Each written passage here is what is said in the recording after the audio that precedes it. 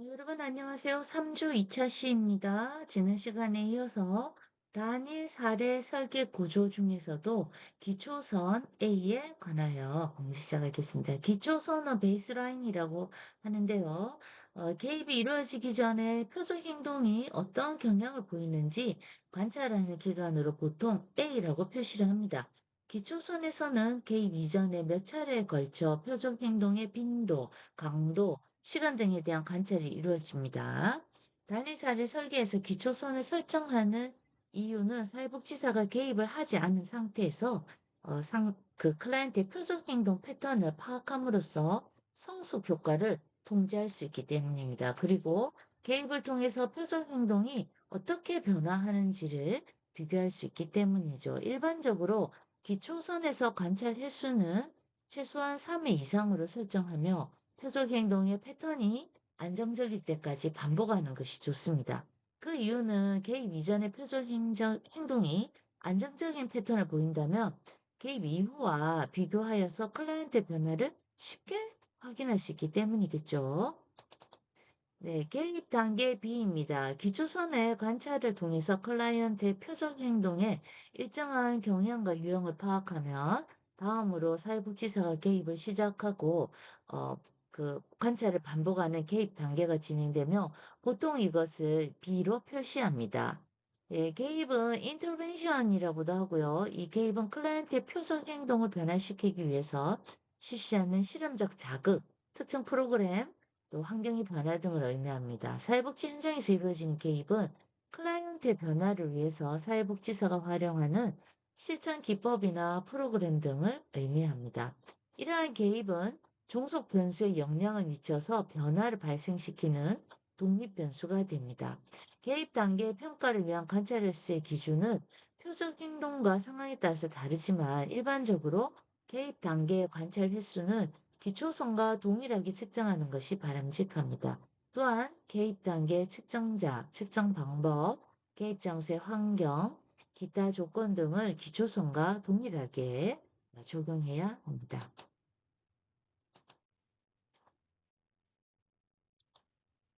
네, 다음 개입에 대한 평가인데요. 후속 행동에 대한 개입의 효과를 평가하기 위해서 단위 사례 설계는 기초선과 개입 단계에서 반복하여 관찰하고 또 그렇게 수집한 자료를 그래프를 활용해서 비교한다는 것이죠. 이때 그래프를 통해서 확인되는 변화의 파동, 변화의 경향, 변화의 수준 등을 고려하여 개입의 효과를 평가합니다. 네, 3. 단일 사례 설계 유형 시작하겠습니다. 자, 여기 단일 사례 설계 유형에는 몇 가지 유형이 있는데 먼저 AB 설계입니다. AB 설계는 단일 사례 설계의 가장 기본적인 설계 유형으로 하나의 기초선 A와 하나의 개입 단계 B로 구성이 됩니다. 자, 그림이 다음 장인데 보실까요? 자, 지금 보이시는 그림 4-2에 AB 설계가 있죠. 이거 보시면, 예를 들어서 그 신경 과민으로 인한 과도한 스트레스로 위장 보호제인 제산제를 과다 복용하는 문제를 가진 클라이언트에게 명상을 통한 스트레스 완화 프로그램을 이렇게 실시하기 전에 몇 차례에 걸쳐서 제산제 복용 횟수를 측정하죠. 그래서 MBSR 이것이 바로 그 스트레스 완화 프로그램인데요. 이 프로그램을 실시하면서 제산제 복용 횟수의 변화를 측정해서 비교한 것입니다. 이 그림에 지금 보이시죠? 네, 그리고 AB 설계는 여러 유형의 문제와 상황에 적용할 수 있지만 사회복지사의 개입 외에 제3의 요인을 통제하기 어려울 수 있습니다. 즉, 클라이언트의 변화가 개입에 의한 것인지 제3의 요인에 의한 것인지 확인하는 데는 한계가 있다는 것이죠.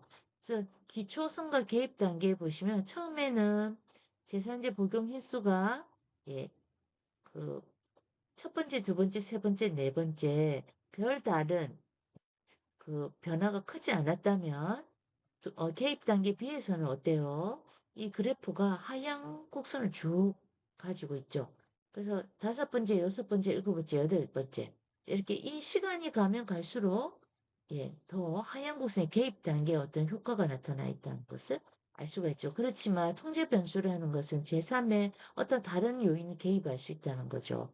그래서 예를 들어 집에서 이제 제산제를 복용하는데 뭐 집에 어머니가 제산제 더 복용하겠다든지 아니면 복용을 중단시키기도 한다든지 누가 개입되는지 잘 모른다는 것이죠.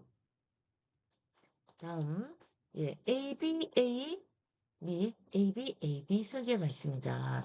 이 ABA 설계는 개입 단계에서 제3의 요인으로 인해 개입의 효과를 정확하게 파악하기 어려운 문제를 해결하기 위해서 개입을 중단하고 다시 기초선을 실시해서 개입 후에 효과가 유지되는지 관찰하는 설계 유형입니다. 그래서 ABA 설계는 이게 ABA 그림 4-3이 지금 여기 슬라이드에 나타나 있지는 않는 것 같습니다. 잠깐만요. 여기 ABA 및 ABAB 설계가 지금 이렇게 나와 있는데요. 이렇게 표적 행동을 보고 개입했을 때 이렇게 그래프가 하향을 긋고 있다가 다시 기초선, 베이스라인으로 왔을 때는 다시 상향 곡선으로 가고 있죠. 시간이 흐름에 따라 이렇게 곡선의 변화가 나타난다는 것이죠. 그리고 다시 비개입으로 왔다. 그럼 다시 하향 곡선을 내리고 있고 자, 이것은 이제 말하고자 합니다. 그래서 BAB 그 곡선의 그래프가 다르다는 걸 일단 확인하시고요. 네, 그래서 이제 다시 얘기를 드리자면 이 개입 효과를 검증하기 위해서 일정 기간 두 번째 기초선을 설정하고 표적 행동의 변화를 이제 관찰을 해본다는 것이죠. 그러면 이 ABA 설계는 표적 행동에 대한 개입 효과를 파악하는 데 유리한데 개입 효과를 파악하기 위해서 개입을 임의로 중단도 해야 된다는 것이죠. 그러면 클라이언트를 다시 어떤 문제 상황에 빠뜨릴 수 있다는 점에서 윤리적인 문제가 발생할 수 있습니다. 그리고 두 번째 기초선에서 개입 후 효과가 없는 것으로 확인되는 경우에는 또 2차 개입이 필요하겠죠. 이때 활용하는 설계 유형이 ABAB 되겠습니다. 네, 이 ABAB 설계는 AB 설계 또 하나의 AB 설계를 추가한 것이죠. 그래서 외생 변수를 효과적으로 통제하기 위한 설계로 반전 설계라고도 합니다. 그래서 개입 단계에서 변화된 표적 행동이 두 번째 기초선에서 이전 상태로 회귀된다면 이것은 첫 번째 개입 단계에서 발생한 변화, 개입보다는 제3의 요인에 의해서 또 나타날 확률이 높은 것이죠. 이때 다시 개입을 실시함으로써 그 결과가 난다면 개입을 종료합니다. 이 ABAB 설계는 외생 변수를 통제함으로써 개입 효과에 대한 인과관계를 쉽게 파악할 수 있습니다. 어떤 개입 방법이 특정 문제를 가진 클라이언트에게 효과적이라는 것을 확인함으로써 해당 분야의 이론 축적에 기여할 수 있겠죠. 반면에 기초 선거 개입 단계를 반복함으로써 노력과 시간이 많이 소요된다는 점입니다. 그래서 현실성이 떨어지기도 하고요. 개입 효과를 확인하기 위해서 개입을 일시적으로 중단한다는 것은 개입을 원하는 클라이언트 요구에 반하는 것이므로 윤리적인 문제를 초래할 수 있죠. 클라이언트 입장에서는 그 조사 연구자가 개입을 했다가 빠졌다가 개입을 했다가 빠졌다가 이러면 어떨까요? 클라이언트 입장에 굉장한 혼란이 일어날 수 있겠죠. 그래서 사람을 대상으로 하는 것이기 때문에 그렇습니다. 자, 말씀드린 그 개입과 기초선 개입 설계입니다. 그래서 처음에 개입했다가 기초선에서 다시 상향곡선 갔다가 다시 재개입을 했을 때는 시간에 따라서 더 하얀 곡선을 그리고 있는 것을 확인하실 수 있겠습니다. 자, 다음 BAB 설계 되겠습니다. 단위 사례 설계는 클라이언트의 표적 행동을 파악하고 개입 전과 개입 후의 변화를 확인하는 과정을 이행하는 것입니다. 하지만 클라이언트가 위기 상황일 때 개입이 먼저 이루어지는 경우가 발생합니다. 이때 적용할 수 있는 설계 유형이 BAB 설계입니다. 자, 그래서 그림 4-4 보시면요. 기초선, 개입 단계, 기초선이 개입 단계 이렇게 들어가죠. 그래서 기초선에서는 1, 2, 3, 4, 4시간 동안 이렇게 약간의 변동폭이 있었다면 비개입 단계에서는 하얀 곡선 확실히 그리게 되겠죠. 자, 그래서 다시 기초선을 잡았더니 이렇게 하얀 곡선이 계속 그릴 수도 있고 또는 다시 상향 곡선을 갈 수도 있고요. 개입 단계 2에서는 다시 개입을 했을 경우 시간이 감에 따라 더 하얀 곡선을 그리는데 표정 행동이 더 낮게 나타났다. 이제 이렇게 볼 수도 있겠습니다. 예, 다시 BAB 설계로 오셔서 보시면 클라이언트가 위기 상황일 때는 개입이 먼저 이룰 수 있는 경우가 발생하고요. 이때 적용할 수 있는 설계 유형이 BAB 설계입니다. BAB 설계는 클라이언트 표정 행동을 관찰한 기초 수원 없이 바로 개입 들어가는 것이죠. 그래서 개입부터 시행한 후에 기초순과 개입 단계를 순차적으로 적용하는 설계 유형입니다. 자, 그래서 이렇게 위기 상황일 때 이거 쓰실 수 있다는 겁니다. 기초수원이 필요 없다. 바로 개입 들어간다. 아, 위기네. 그럼 BAB 설계.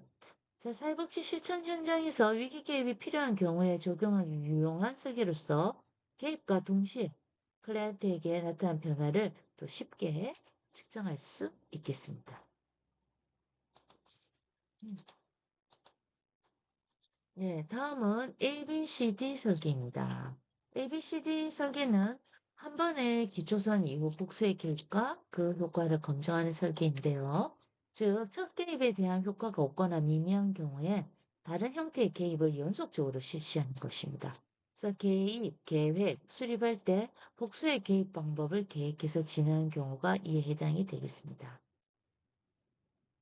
예를 들면 정서적으로 불안한 비행 청소년을 대상으로 기초선 측정을 시행한 후에 개별 상담 B를 몇 회기 진행하고요. 그 이어서 집단 치료 C를 실시하고 마지막으로 가족 치료 D를 연속적으로 실시하는 것입니다.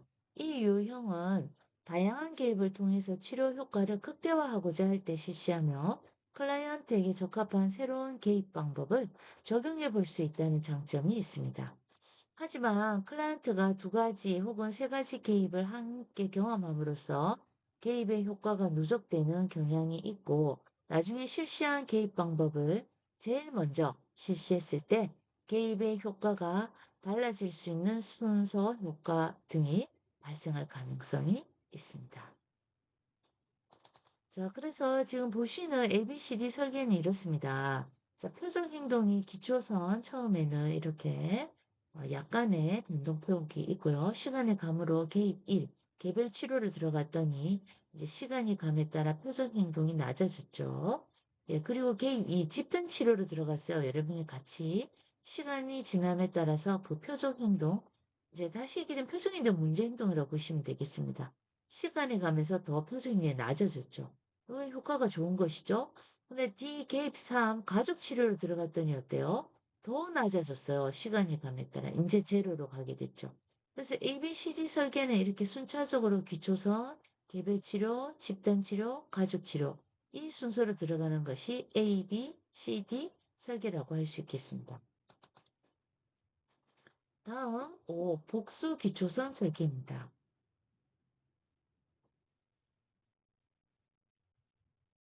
복수 기초 선 설계는 멀티플 베이스라인 디자인이라고 하고요. 이것은 하나의 개입 방법을 다양한 문제나 대상, 상황에 적용하여 개입의 효과를 확인하는 방법으로 다중 기초선 설계라고도 합니다. 복수 기초선 설계는 개입의 효과를 다차원적으로 확인하고 외생 변수를 통제함으로써 인과관계를 확실하게 추정하는 방법입니다. 이런 복수 기초선 설계는 문제 간 복수 기초선 설계와 대상자 간 복수 기초선 설계로 구분할 수가 있습니다. 네, 그래서 이 복수 기초선 설계에서 말씀드린 문제 간 복수 기초선 설계는요, 특정한 개입 방법이 동일한 대상자의 다양한 문제를 해결하는 데 효과적인지를 평가하는 것입니다. 이때 해결해야 할 문제는 상호 독립적이어야 합니다. 예를 들어서 청소년 보호시설에 있는 철수는 15세로 다른 사람들과 쉽게 싸우고요. 또 보호시설을 권유에 도전합니다. 학교생활 적응에 문제를 또 가지고 있고요. 이런 철수에게 사회복지사는 대인관계 향상 집단 프로그램을 통해서 친구들을 이제 좋은 관계 유지하도록 개입을 하게 되고요. 보호시설을 권유해 도전하는 것이 아니라 자기 자신의 권리를 지키고 보호시설의 규칙을 이행할 수 있도록 활동을 함으로써 학교 생활에 잘 적응하도록 순차적인 개입을 할 수 있다는 것이죠. 다음 대상자 간 복수 기초선 설계는요.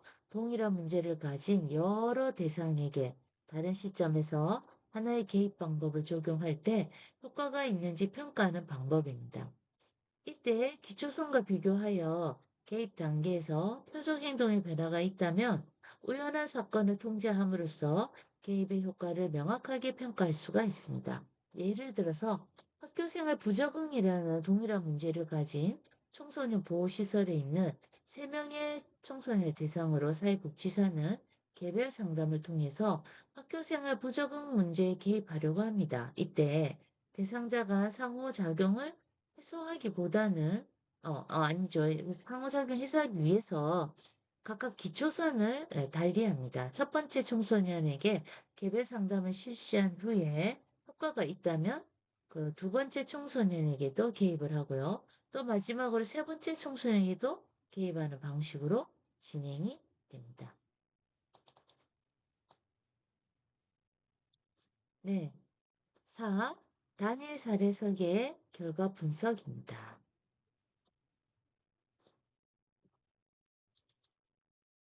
네. 이 시각적 분석이 있는데요. 이 단위사례 설계에서 클라이언트 문제에 대한 사회복지사 개입 효과를 과학적으로 검증하는 방법 참 다양한데요. 이제 대표적으로 세 가지 방법이 있는데 그중에 먼저 시각적 분석을 보시겠습니다. 시각적 분석은 기초성과 개입 단계에서 작성된 그래프를 시각적으로 확인하면서 개입 이전과 이후 클라이언트의 표적 행동에 눈에 띌 만한 변화가 있는지를 평가하는 방법입니다. 이것은 단위 사례 조사의 가장 큰 장점으로 보편적인 분석 방법으로 활용됩니다. 이때 시각적인 확인 기준은 표적 행동의 변화, 파동, 그다음 변화 경향, 변화 수준 등을 고려해서 평가합니다. 네, 변화의 파동입니다. 이 변화의 파동은 관찰된 표적 행동의 특성이 시간의 흐름에 따라서 파동을 일으키며 변화되는 정도를 말합니다. 파동이 심하면 관찰 횟수가 많아야 변화의 일정한 유형을 판단할 수 있습니다. 그래서 기초선과 개입 단계에서 변화의 파동이 적을수록 그리고 관찰 횟수가 많을수록 개입 효과를 확실히 확인할 수 있습니다. 변화의 경향입니다. 변화의 경향은 기초선과 개입 단계의 변화 경향을 연결하여 검토합니다. 그래서 기초선과 개입 단계의 변화 경향의 방향이 상반되게 나타나는 경우에는 개입 효과로 볼 수 있습니다. 변화의 수준입니다.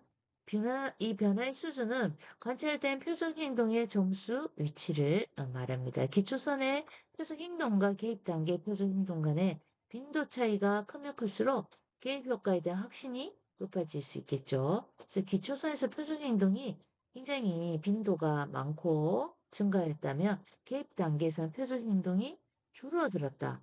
그 격차가 개입이 크다 하면, 이 개입 효과가 훨씬 좋구나라고 확신할 수 있다는 것이죠. 네, 통계적 분석입니다. 통계적 분석에서는 평균 비교법 보시겠습니다. 평균 비교법은 클라이언트의 표준 행동이 그 기초선에서 비교적 안정적인 패턴으로 나타날 때 사용합니다. 즉, 개입 단계 평균이 기초선의 평균보다 표준 편차가 2배 이상 차이가 나면 그 차이는 우연에 의한 것이 아니라 바로 개입의 효과로 판단할 수 있다는 것이죠. 그래서 그림 4-6을 보실까요? 평균 비교법 어떻습니까?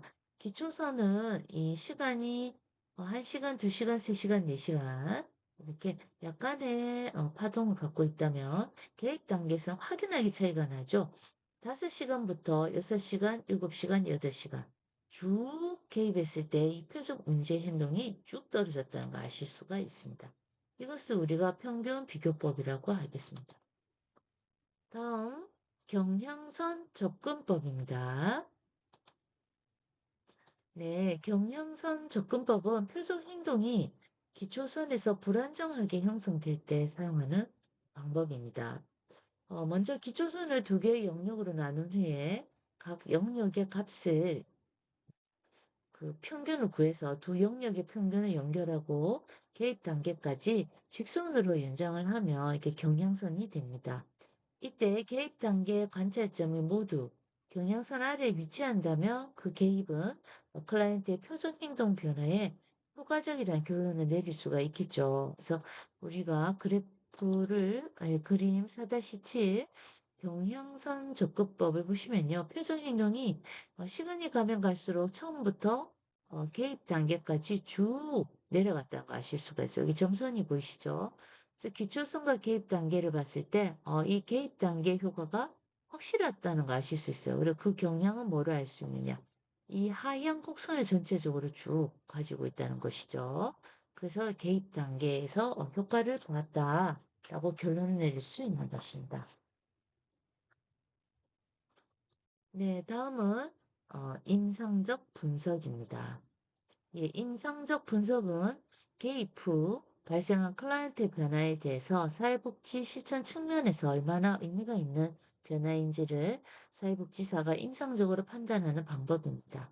시각적 분석이나 통계적 분석을 통해서 클라이언트 변화가 확인되었더라도 실천적 의미에서 볼 때 이 개입의 정당성을 보장할 수 있는지에 대한 판단이 임상적 분석이라고 할 수 있습니다. 하지만 임상적 분석은 사회복지사의 주관적 판단에 의존하기 때문에 객관성 문제가 있을 수 있습니다. 네, 5장입니다. 인과관계와 조사 설계입니다. 자, 인과관계와 조사 설계, 인과하면 원인과 결과를 말입니다. 우리가 연구 문제에 따른 가설을 설정한 후, 이 가설 설정을 위해서 자료를 수집하고 분석하는 계획을 수립하는 과정을 조사 설계라고 합니다. 조사 설계 타당도가 높다는 의미는 해당 조사 설계가 가설이나 연구 문제를 얼마나 잘 정확하게 검증할 수 있는가를 말하는 것이고요. 실험 과정에서 외생 변수들의 영향을 통제해야 합니다. 그래서 조사 설계를 타당하게 하려면 두 가지 차원을 고려해야 합니다. 조사 설계를 통해서 첫째, 어, 그 가설에서 세운 독립 변수와 종속 변수 간의 인과관계를 확실하게 증명할 수 있어야 하고요. 이것이 바로 내적 타당도가 높다는 것이 되겠습니다. 인과관계가 확실하게 이제 증명할 수 있는 것이죠. 둘째, 그렇게 확인된 결과는 조사 대상이나 범위를 넘어서도 일반화시킬 수 있어야 합니다. 이 일반화시킬 수 있다는 것이 바로 내적 타당도가 높다는 것이죠. 즉, 조사 설계가 타당하려면 조사 대상이나 범위 내에서도 인과관계를 잘 확인할 수 있어야 하고요. 또 조사 대상이나 범위 외까지도 그 결과를 일반화시킬 수 있어야 한다면 내적 타당도 높고 외적 타당도 역시 높다라고 말할 수 있겠습니다. 콘텐츠, 인과관계, 조사 설계 의미와 목적, 3. 조사 설계 타당도, 4. 내적 타당도와 외적 타당도 딜레마 되겠습니다. 네, 1. 먼저 인과관계입니다. 자, 인과관계, correlation인데요. 자, 이 인과관계 내용을 보시면요. 사람들은 이렇게 말할 수 있겠죠. 너 지난주 사회복지 조사론 강의에 왜 결석했니? 약속 시간에 왜 늦었어? 와 같이 일상생활 속에서도 우리가 인과관계를 추론할 수 있습니다. 이와 같은 질문들의 경우에는 그 결과의 원인들을 쉽게 찾을 수가 있는데요. 일반적으로 어때요? 어떤 현상의 원인을 찾기란 쉬운 일이 아닙니다. 그래서 예로부터 많은 학자들이 우주와 사물, 그리고 인간의 궁극적인 원인을 찾으려고 애써 왔으며, 현대의 자연과학은 물론 사회과학에서도 어떤 현상을 일으키는 원인을 찾아서 현상을 설명하고 또 나아가 앞으로 변화 방향에 대해서도 예측하려고 노력하는 것이죠. 그래서 인과관계는 지식이나 이론의 발전에 크게 기여하기 때문입니다. 그래서 인과관계란 어떤 변수가 원인으로 작용해서 다른 변수에 영향을 미치는 결과, 이펙트로서 나타난 관계를 말합니다. 사회복지조사 역시 대부분 인과관계 검증을 통해서 이루어지기 때문에 인과관계에 대한 명확한 이해가 필요합니다. 사회현상과 사회 구성원의 문제를 발견하고 원인 결과 관계를 규명함으로써 사회복지조사의 목적인 정책 수립이나 실천 이루는 형성이 가능해지겠죠. 그래서 사회과학에서 인과관계는 일반적인 의미 인과관계랑 좀 차이가 있습니다. 사회과학의 인과관계는 결정론적인 것이 아닙니다. 확률적으로 표현된다고 이해하셔야 됩니다. 즉, X가 Y의 원인이다. 이렇게가 아니라 X라는 원인이 Y의 결과를 발생시킬 수 있다. 라는 이런 방식으로 인과관계를 표현해야 한다는 것이죠. 왜냐하면 종속 변수에 영향을 미칠 수 있는 변수는 연구 문제에서 설정한 독립 변수 외에도 여러 가지 변수가 있을 수 있어요. 더욱이 이런 독립 변수들의 영향을 통제할 수도 없으므로 인과관계를 명확하게 결정론적으로 밝히기는 어렵기 때문입니다. 네, 들어주셔서 감사합니다.